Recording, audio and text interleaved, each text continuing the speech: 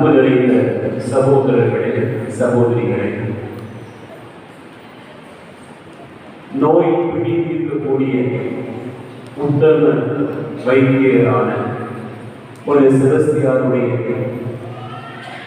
2வது நவநாளில் அவருடைய அருட்துறை வழியாக இறைவனுடைய பேரன்பை இறக்கத்தையும் நாம் நினைவு கூர்ந்து ஜெபிப்பதற்காக இங்கே இந்த பலிபீடத்திற்கு முன்பாக ஒரே குடும்பமாக கூடியிருக்கிறோம். இதன் முதல் வாசகமும் நற்செய்தி வாசகமும் நமக்கு வெளிப்படுத்துகிற செய்தி நம்முடைய ஒரு செபஸ்தியாருடைய வாழ்வோடு கூடிய ஒரு செய்தியாக அமைந்திருப்பதை தியானிக்க ஒரு அனைவரை அன்போடு அழைக்கிறேன். அன்பார்ந்தவர்களே, இயேசு தொழுகை கூடத்துக்கு சென்றார். அங்கே தீய ஆவி பிடித்திருந்த ஒரு மனிதனுக்கு நலம் அளிக்கிறார். இந்த செய்தியை, இந்த நிகழ்வை பார்க்கக்கூடிய அத்தனை பேருமே வியந்தார்கள் என்று சொல்லப்பட்டிருக்கிறார்கள். அவர்கள் இயேசுடைய போதனையை கேட்டு எப்படி ஒரு அதிகாரத்தோடு போதிக்கிறார், இவருடைய வார்த்தைக்குத்தான் எவ்வளவு வலிமை இருக்கிறது என்பது போன்ற ஒரு செய்தியை அவர்கள் சொல்கிற நிகழ்வை நாம் வாசிக்க கேட்டோம். இந்த வார்த்தை அழகாக சொல்கிறது, இது என்ன, இது அதிகாரம் ஒன்றுக்குரிய போதனையாக இருக்கிறது. தீய ஆவிகளுக்கு கட்டளை எழுதுகிறார், அவையும் இவருக்கு கீழ்ப்படுகின்றனவே என்று அவர்கள் சொல்கிறார்கள். அதிகாரம் கொண்ட போதனை. என் அன்பார்ந்த சகோதர சகோதரிகளே, அதுதான் இன்றைக்கு சிந்தனைக்காக எடுத்துக்கொள்கிற தலைப்பாக உங்கள் முன்பாக இருக்கிறேன். ஒருவர் பேசுகின்ற வார்த்தைக்கு அதிகாரம் இருக்கிறதா இல்லையா? ஒரு சொல்லுகிற சொல்லுக்கு அந்த சொல் அல்லது வார்த்தை அதிகாரமிக்கதாய் மாறுமா மாறாதா? மாறும். எப்போது மாறும்? என் அன்பார்ந்த சகோதர சகோதரிகளே, சும்மா ஒருத்தர் சொன்னா அந்த வார்த்தை வலுவுள்ளதாக மாறுவதில்லை, அதிகாரம் கொண்டதாக மாறுவதில்லை. ஆனால் ஒரு மனிதர் சொல்லுகிற வார்த்தைக்கு அப்படி ஒரு பெரிய வலிமை இருக்கிறது, ஆற்றல் இருக்கிறது. இயேசு சொல்லுகிறார், அது உடனே நடக்கிறது. கடலை பார்த்து சொல்லுகிறார், இறையாதே, அமைதியாயிரு. சொல்றோட என்னாச்சு? கொந்தளித்துக் கொண்டிருந்த கடல் அப்படியே அமைதியாயிரு. பேசாதே, இவனை விட்டு போ அப்படின்னு சொன்னா என்ன செய்கிறது? பேரெல்லாம் ஓடுகிறது, அவைகளெல்லாம் அப்படியே கீழ்ப்படுகின்றன.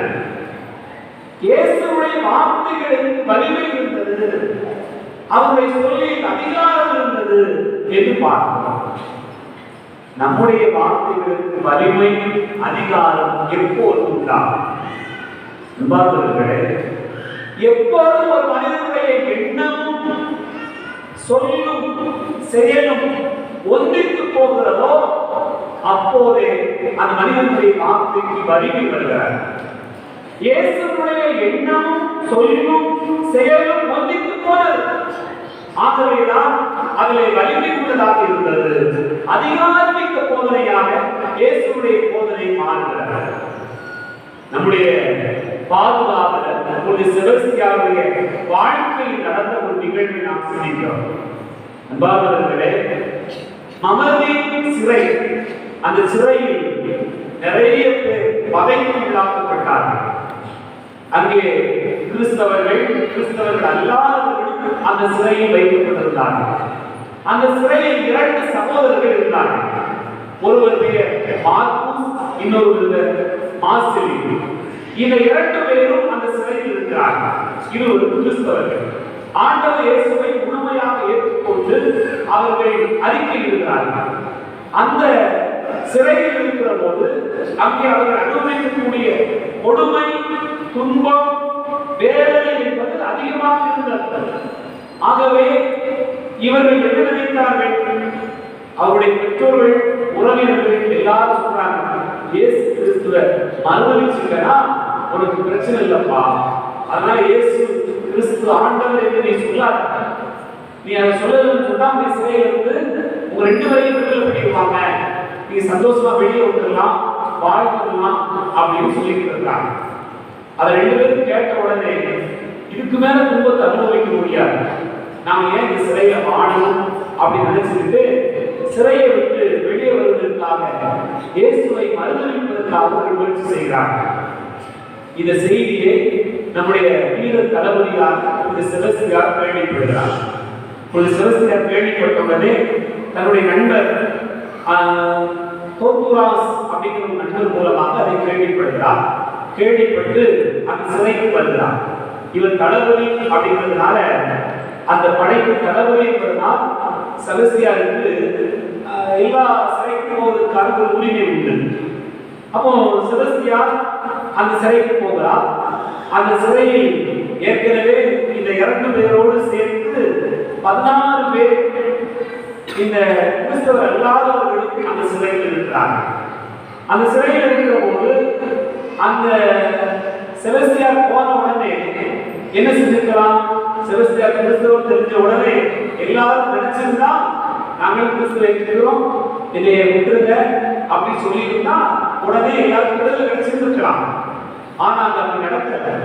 செபஸ்தியார் உள்ளே போகிறார். போகிற போது அந்த சிறை அதிகாரி நிக்கோஸ் அப்படிங்கிறவர் அந்த சிறை அதிகாரியோடு சேர்ந்து சிறை காவலாக இருக்கக்கூடிய பிளானியர் அப்படிங்கிறவரும் சேர்ந்து இருக்கிறார். இப்போ என்ன நடக்குது? இந்த 2 பேரும் ரொம்ப குடும்பக்காரங்க, சிறையில் இருக்கக்கூடியவர்கள் ரொம்ப குடும்பப்படுத்தாங்க.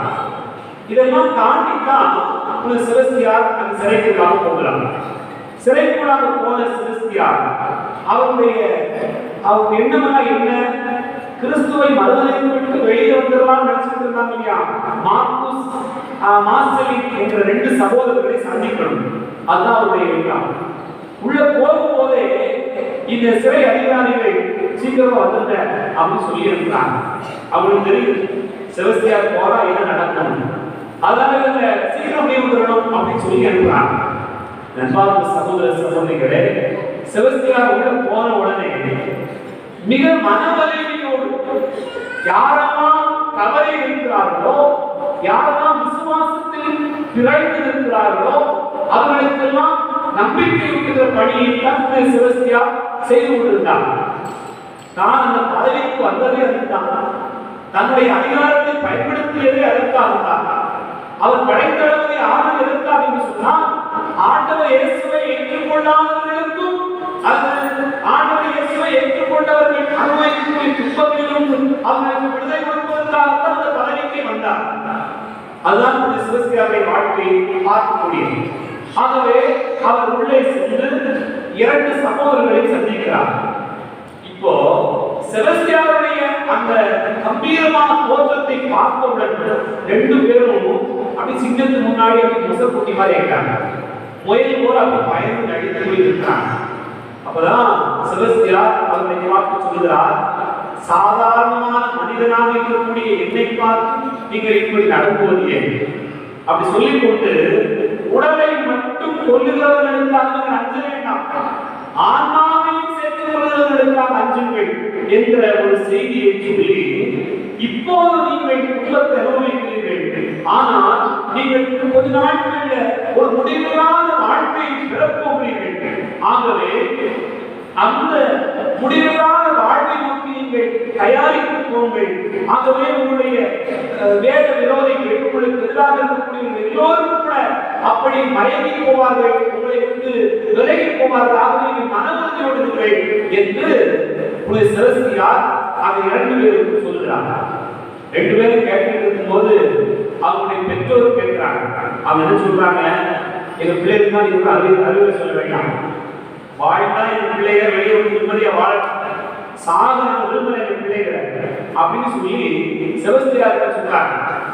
செபஸ்தியார் சொல்றாரு சொன்னா, அந்த சகோதரர்களை பார்த்து சொல்லுகிறார், என்னை விட தன் தந்தையையோ தாயையோ அதிகம் நேசிக்கிறவர் எனக்கு ஏற்றவர் அல்ல, கலப்பையை கை வைக்கிறவன் திரும்பி பார்ப்பது கிடையாது அப்படின்னு சொல்லி மீண்டும் அவர்களுக்கு உறுதிமூட்டுகிறார்.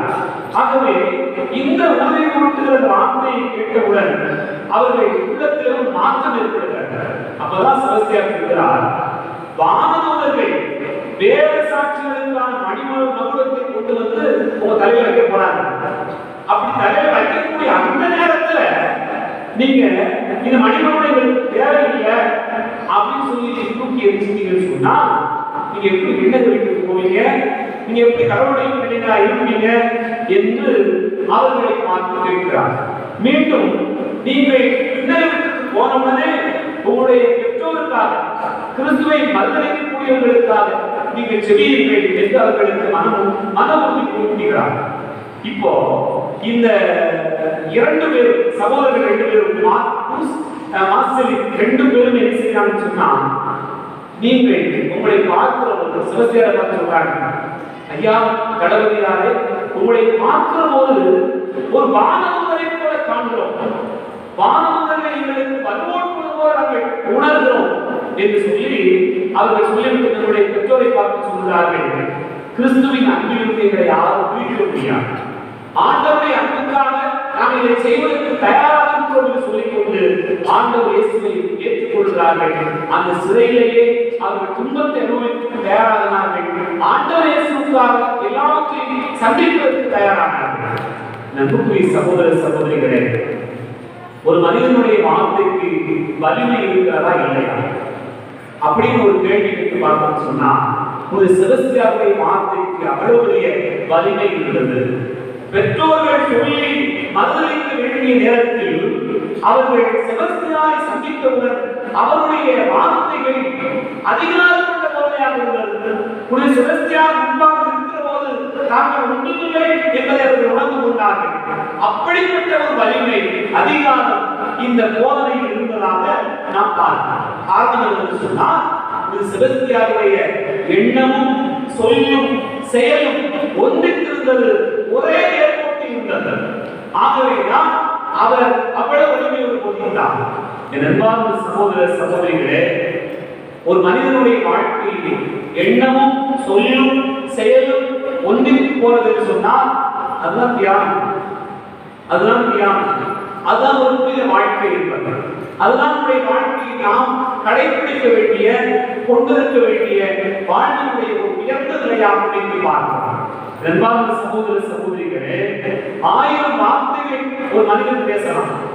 ஆனா ஒரு சிலருடைய வார்த்தைகள் உண்மையிலேயே உயிர் பெறுகிறது சொன்னால், ஒரு சிலருடைய வார்த்தைகள் அதிகாரம் இருக்கிறது சொன்னால், ஒரு சிலருடைய வார்த்தைகள் உழைக்கிறது, அது சொன்ன உடனே நடக்கிறது சொன்னால், நாம் நம்முடைய வார்த்தைகளை குறித்து இந்த அதிகாரம் கொண்ட வார்த்தைகளாக நம்முடைய வார்த்தைகள் இருக்கிறதா என்று சிந்தித்து பார்க்க வைக்கிறது. ஆண்டவர் சொல்கிறார், மலையை பார்த்து நீங்கள் பெயர்ந்து போய் சொன்னால் அது நடக்கும். நிறைய நம்ம பார்க்கணும். இலக்கியங்களில் கூட சொல்லப்பட்டிருக்கிறது. கண்ணகி தன்னுடைய வார்த்தையினால் மகளையே எரித்தாள், தன்னுடைய கடவுளுக்காக எரித்தாள். அதே போல சாவித்திரி என்ற ஒரு பெண் தன் கணவனுக்காக சூரியனையே நிப்பாட்டினான் அப்படின்னு சொல்லி ஒரு இலக்கியத்தில் சொல்லப்பட்டிருக்கிறது. இப்படி நாம் பார்த்தோம்னு சொன்னால் வார்த்தைகள் அதிகாரமுள்ளதாக மாறுகிறது. எப்போது ஒரு மனிதனுடைய எண்ணமும் சொல்லும் செயலும் ஒரே போட்டில் போகிறதோ அப்போது அந்த வார்த்தை வலிமை கொண்டதாக மாறுகிறது. அன்பார்ந்த சகோதர சகோதரிகளே, இதே முதல் வாசகம் அப்படி ஒரு சிந்தனை நடக்கிறது. அண்ணா என்ற ஒரு பெண்மணி ஆண்டவருடைய ஆலயத்துக்கு போய் ஜெபிக்கிறார். உன்னுடைய வாழ்க்கையை குறித்து நாம் பலமுறை தியானித்திருக்கிறோம், பலமுறை நமக்கு தெரியும். அண்ணா ஆண்டவருடைய ஆலயத்துக்கு ஜெபிக்கிறான். இந்த பெண்ணினுடைய ஜெபம் உடனே கொடுக்கப்பட்டது. காரணம் என்ன? ஆசைகளுக்கு அப்பாற்பட்டு போனான். அவருடைய வார்த்தைகளை பார்த்தோம்னு சொன்னால், யாருடைய ஜெபத்திலே தடுமாற்றம் ஏற்படுகிறது சொன்னால், ஆசைகளிலே அழுத்து போகிற மனிதனுடைய வார்த்தைகளில், அவனுடைய ஜெபங்களில் ஒரு தடங்கள் ஏற்படுகிறது. ஆனால் அண்ணா என்ன சொல்றார்? ஆண்டவரே, எனக்கு ஒரு பிழையை கொடு, அந்த பிழையை நான் உனக்கே தந்து விடுகிறேன். அதுதான் அவனுடைய ஜெபம். ஆசைகளுக்கு அப்பாற்பட்டு போனான். எனக்கு இத்தனை ஆண்டுகளாக பிள்ளை இல்லை, ஆனால் ஒரு பிள்ளை கொடுத்தால் அந்த பிள்ளையை உனக்கு தருகிறேன் என்று சொல்கிறான். அதனால நம்முடைய வார்த்தையை பார்க்கணும்னு சொன்னா நமக்கு 2 மாசம் ஆயிருக்கு. அண்ணாவுக்கு ஒரே ஒரு மனசு தான், அவருடைய சித்தர் போல, ஒரு புரியல் போல, வாழ்க்கை இது தந்தா போதும் அப்படிங்கிறது போல. ஆனா நமக்கு எப்படி ரெண்டு மனசு? நண்பார்களே, வீட்டுல ஒண்ணு, வெளியில ஒண்ணு, கோயில் வந்தா ஒண்ணு, கோயில விட்டு வெளியே போயிட்டா வேற ஒரு மனசு. இப்படி பார்த்தா ஒன்று பார்க்காவிட்டா ஒன்று என்பது போல நம்முடைய மனசு பல நேரங்களில் இரண்டாக புரிந்து கிடக்கிறது. ஆனால் அண்ணாவினுடைய வார்த்தைகளை பார்க்கிற போது ஒரே மனம் தான். அப்படி என்றால் நம்முடைய வாழ்க்கையில் ஒரே மனம் கொண்டவர்களாக, ஒரே எண்ணமும் ஒரே சொல்லும் செயல்படுவர்களாக இருக்கிறது சொன்னால் அந்த ஜெபம் கேட்கப்படும். அவைதான் ஆண்டவர் இயேசு கிறிஸ்து எங்கே 2-3 பேர் என் நாமத்தினாலே ஒன்று கூடி ஒரே கருத்துக்காக மன்றாடுவர்களாக இருக்கிறீர்களோ, ஒரே கருத்தாக நமக்கு 2 பேருக்காக 3 பேருக்காக பிளவுபடுகிற போது அது முறையான ஜெபமாக இருக்க முடியாது. ஆனால் அண்ணாவுடைய ஜெபம் ஒன்றித்து இருந்தது என்பதை பார்க்கலாம். அவருடைய வார்த்தைகள் வலிமையாக மாறுகிறது. நம்ம யோசித்து பார்க்கலாம். இன்னைக்கு காலையில் இருந்து பின்னர் வரைக்கும் நிறைய பேர் சந்திச்சிருக்கோம், நிறைய வார்த்தைகள் பேசியிருக்கோம். எத்தனை வார்த்தைகள் புரியுள்ளதாக இருந்தது, எத்தனை வார்த்தைகள் ஆற்றல் மிக்கதாக இருந்தது நாம் சிந்தித்து பார்க்க வேண்டியிருக்கிறது. பார்த்தவர்களே, இக்னாசியா ஒரே ஒரு வார்த்தை, ஒரே ஒரு வசனத்தை தான் திரும்ப திரும்ப சவேரியாருக்கு சொல்லிக்கொண்டே இருந்தார். அந்த ஒரே ஒரு வசனம் மீண்டும் மீண்டும் அவருடைய உள்ளத்தில் போக போக அவருடைய வாழ்க்கையில் அத்தகைய ஒரு பெரிய மனிதரையே மனமாற்றிவிட்டது. தன்னுடைய வாழ்க்கையில் மிகப்பெரிய கனவோடு வாழ்க்கையை பயணித்துக் கொண்ட சவேரியாரை மாற்றியது. ஒரு உலகமெல்லாம் ஆதாயமாக்கிக் கொண்டால் நாமாவே இழப்பார் என்றார். அதனால் வரக்கூடிய நன்மை என்று சொல்லப்படுகிற அந்த வார்த்தை உயிருடனாக மாறியது. காரணம் என்று சொன்னால் இக்னாசியாருடைய சொல்லும் செயலும் எண்ணமும் ஒரே நேர்கோட்டில் பயணித்தது. ஆகவே அந்த வார்த்தையை பார்க்கிற போது, அதை கேட்கிற போது சவேரியாருடைய வாழ்க்கையில் மாற்றம் ஏற்பட்டது. அண்ணாவினுடைய இந்த உடல் வாசகத்தை கேட்கவே இந்த அண்ணாவும் ஆண்டவருக்கு எப்படித்தான் இருந்தாங்க சிந்தித்து பார்க்க வேண்டும். ரொம்ப வருஷமா பிள்ளையே இல்லாத ஒரு பெண்மணி, அந்த பிள்ளை பிரச்சனை என்ன சொல்லியிருக்கணும், என்ன சொல்லியிருக்கணும்? ரொம்ப வருஷத்துக்கு பிறகு ஒரு பிள்ளை பெற்றவள் அதை எப்படி திரும்பி கோயில உதவி கொடுப்பான், எப்படி கொடுப்பான்? நம்ம யோசித்து பார்க்க வேண்டும். ஆனா என்ன சொல்லியிருக்கலாம்? போய் ஆண்டவருக்கு போய், ஆண்டவரே ஏதோ ஒரு அவசரப்பட்டு விவரம் தெரியாம ஆமான்னு சொல்லிட்டேன், கொஞ்சம் மன்னிச்சுடுங்க, வேற ஏதாவது வழி கொஞ்சம் ஐடியா பண்ணுங்க அப்படின்னு ஆண்டவருக்கே ஒரு ஐடியா கிடைக்கலாம். நமக்கு கேட்கும் இல்லையா? ரொம்ப வருஷத்துக்கு பிறகு அந்த கடைசின்னு சொன்னா அந்த குழந்தைய சாமியார் கல்வி சிஸ்டர் கல்வி சொல்லுவோம், நானே ஒன்றே ஒன்று கட்டையை வச்சு கல்விக்கு அனுப்போம் அப்படின்னு நம்ம நினைக்கிறோம். அதே போலதான் இந்த பெண்மணியும் அப்படி நினைத்திருக்கிறான். அது அவங்க கணவன் சொல்லியிருக்கிறான், உனக்கு லூஸ் பிடிச்சிருக்கான், எதுக்கு இத்தனை வருஷமா நீ அடுத்த ஊரெல்லாம் நீ பேசுன்னு சொல்லிய, அதுக்காக ஒரு குழந்தை ஆர்டர் கொடுத்துருக்கிறாரு, அந்த குழந்தை கோயிலுக்கு போய் சொல்லிய அப்படின்னு கூட சொல்லியிருக்கிறான். மற்றவங்களாம் என்ன சொல்லியிருக்கலாம், சுற்றி இருந்தவங்களாம் அவளுக்கு கொஞ்சம் புத்தி வேதனைச்சு போச்சு, ரொம்ப நாளைக்கு ஒரு குழந்தை வந்ததுனால ஒரு புத்தி மாறி போச்சு அப்படின்னு கூட சொல்லியிருந்திருக்கான். ஆனா நான் வாக்கு கொடுத்தேன், அந்த வாக்குறுதி உறுதியாக இருப்பேன் என்று சொல்லிக்கொண்டு அண்ணா தான் பெற்றுக் கொடுத்து ஆண்டவருக்கு கொடுக்கக்கூடிய அந்த வாக்குறுதி உறுதியாக இருந்தார்.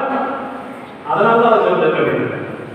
நாம வாக்குறுதி கொடுத்து விட்டு மாறுகிறோம், வேறு திசைகளில் போகிறோம், அப்படிப்பட்டவர்களுடைய ஜெபம் அதிக நேரம் கேட்கிறது.